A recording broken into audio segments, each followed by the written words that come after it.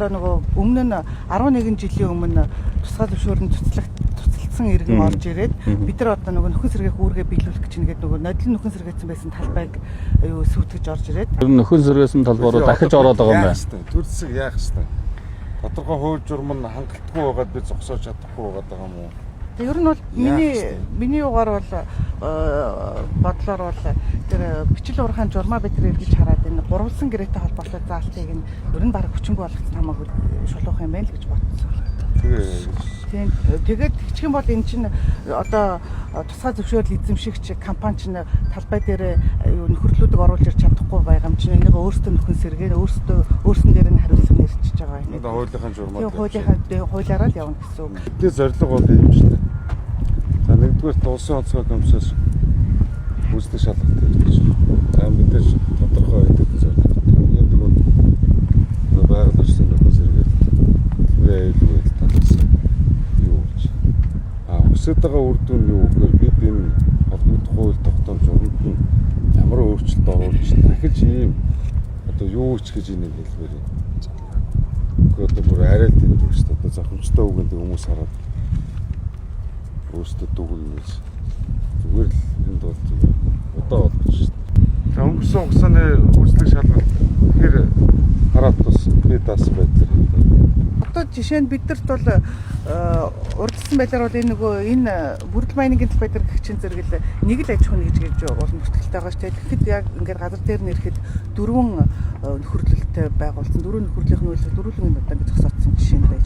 Гэхдээ энэ чинь бол шалгалтын тоогоор ганц лиценз талбай дээр орж байгаа юм гэж байна.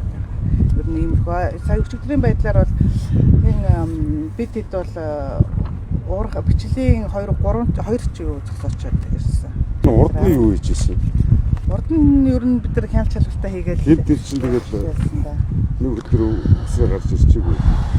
Энэ жилийн тухайд бол юу сумтай 31 гэрээ байгуулагдсан байлаа, гурвалсан гэрээ. Ер нь ковидоос хойш хяналт шалгалтын ажил их зогсон байдалд орсон юм байна. Замрын улсын байцаагч байгаа юу? Одоо бол байхгүй юу маань цуцлагдаад, эрхэн цуцлагдаад шалгадаа явж байгаа тийм үү? Орны үн томилогдсон уу? Томилогддог байгаа. Энэ нөгөө юуны хагас жилийнхэн тайлан мэдээг өгч байгаа. Тэгээд эдгээр чи одоо хинтэй харьцгаа. Хэн хяналттай байх вэ? Явцсан юм. Юунаас хамгийн газраас бол манай байгаль хамгаалагч одоо энэ доор байж байгаа. Юун дээр бол татварын байцаагч нь бас яг татварын өвтэй холбоотой юм. Тэгээд хамгийн газрын дарга гэдэг. Өвстэй. Нөөц нь дуусаагүйгээд хаалтаа хийдгүү. Хаалтаа хийхгүй болохоор нөхөн сэргээлт хийхгүй. Тэгэл одоо үйл ажиллагаа явуулахгүй ингээл одоо хэдэн жил болохыг ингээл байгаад байгаа. Тийм үү? Тэгэхээр энэ юу хуулиар хүлээсэн нөхөн сэргээлт үүргээ биелүүлэх бол тухайн бүхний юу X тайлангаар нь биш. Өөрсдөө өгүүлэлтээр нь хурдан урдан цуцлаад дараагийн аж ахуйн нэгжид нь олгодог ч юм уу тийм санаж байна. Тийм бас нэг хуулийн зохицуулалтыг янзлах хэрэгж харах хэрэгтэй юм болов уу гэж байна. Тэгвэл одоо энэ тэр осол болсон газрыг харахад ингээд 10 гаруй жил тийм онгорхой том нөхөж байгаа байхгүй. Тэр чинь бол ерөөсөө зүгээр зөнгөөр нь хаяад байглаараа бүгд төрчин үзгээл хайчтай байлаа шүү дээ.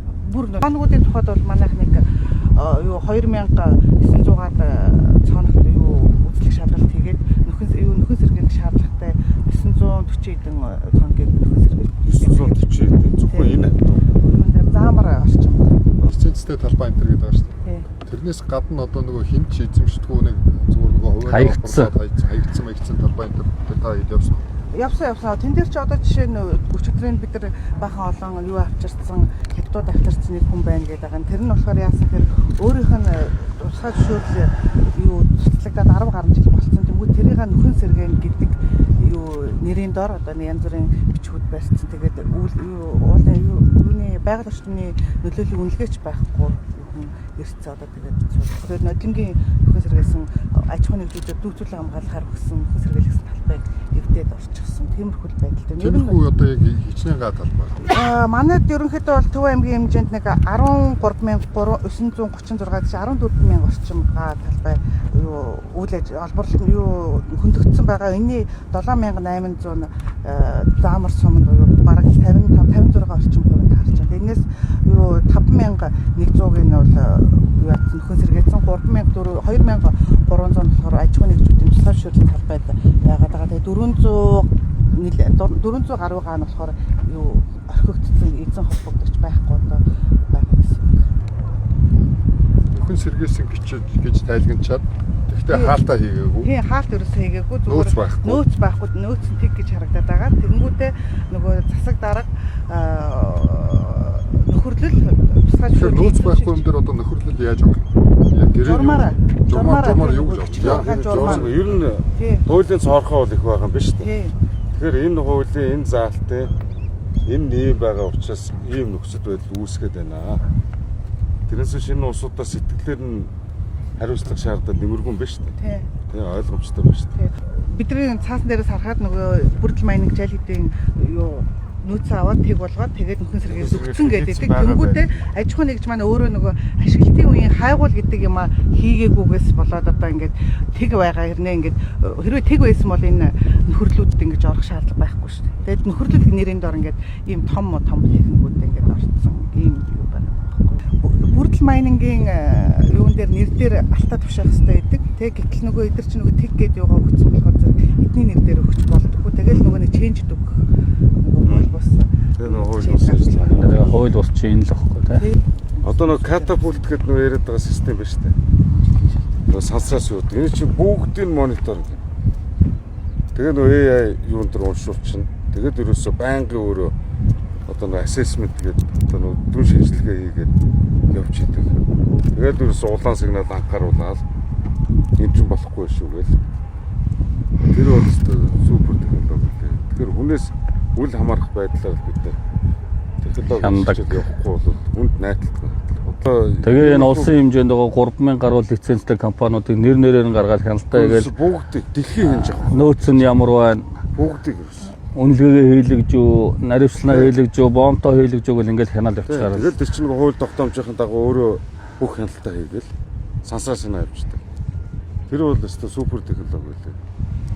Тэрийг яалтал нэвтрүүлэхгүй бол тэгээ зүгээр харах биш. Тэр чинь өөрөө бодолтоо тэгээд хянч шалгаж идэг.